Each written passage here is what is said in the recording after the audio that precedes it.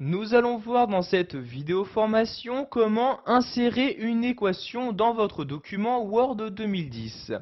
Donc tout d'abord, pour insérer une équation, vous vous rendez en haut, donc dans le ruban Office 2010, et je clique ici sur Insertion, pour accéder à l'onglet Insertion.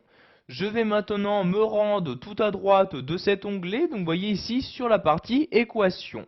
Donc sachez tout d'abord qu'il existe différentes équations déjà proposées par le logiciel. Pour les afficher, vous cliquez ici sur la flèche à droite d'équation.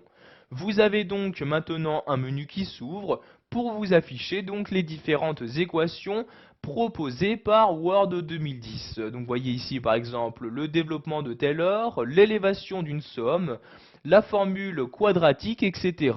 Donc vous descendez ici à l'aide de l'ascenseur pour afficher les différentes équations.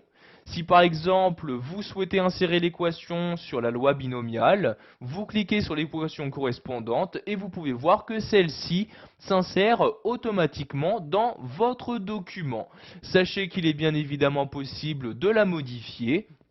Donc vous déplacez ici votre curseur à l'intérieur comme vous le souhaitez.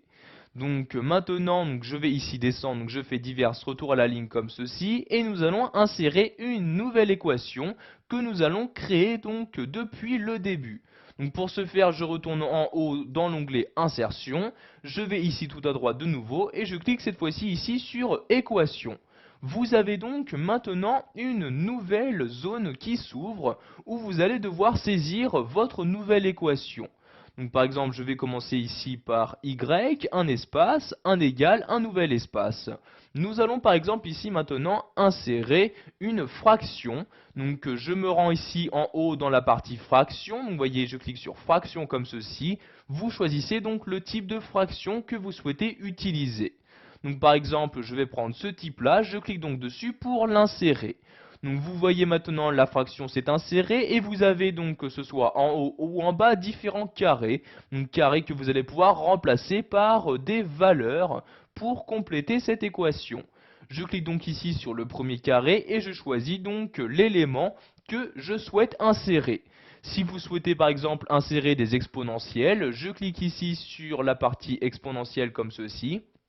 Et voyez donc, vous pouvez insérer donc soit créer depuis le début ces différents indices ou insérer par exemple ici les exponentielles en cliquant ici comme ceci et vous avez donc l'exponentielle correspondant qui s'est inséré. Donc par exemple ici si vous souhaitez mettre tout simplement exponentielle de moins x, je sélectionne ici ces valeurs-ci, donc je les supprime à l'aide de la touche retour arrière, j'insère ici un x comme ceci et voyez donc exponentielle de moins x apparaît maintenant donc en haut de ma fraction. Donc maintenant je vais cliquer sur le carré du bas comme ceci. Vous pouvez par exemple insérer des intégrales dans votre équation en cliquant ici sur intégrale et vous avez donc ici les différents types d'intégrales qu'il est possible d'utiliser.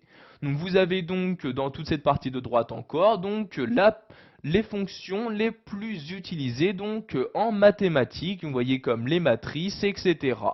Pour insérer donc des symboles ne se trouvant pas forcément sur votre clavier, vous pouvez utiliser donc cette partie-là. Donc vous voyez ici le symbole infini, le symbole différent. Donc vous voyez, je clique dessus et celui-ci donc s'insère à l'endroit que je souhaite. Donc je le supprime ici à l'aide de la touche retour arrière de mon clavier.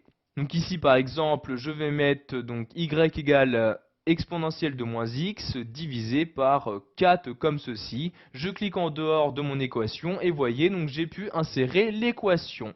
Pour la déplacer, vous cliquez tout d'abord dessus, vous cliquez ensuite sur cette partie-là, donc je clique et tout en maintenant le clic de ma souris, je la déplace. Donc par exemple ici, je lâche le clic de ma souris et vous pouvez voir que l'équation s'est bien déplacée dans mon document.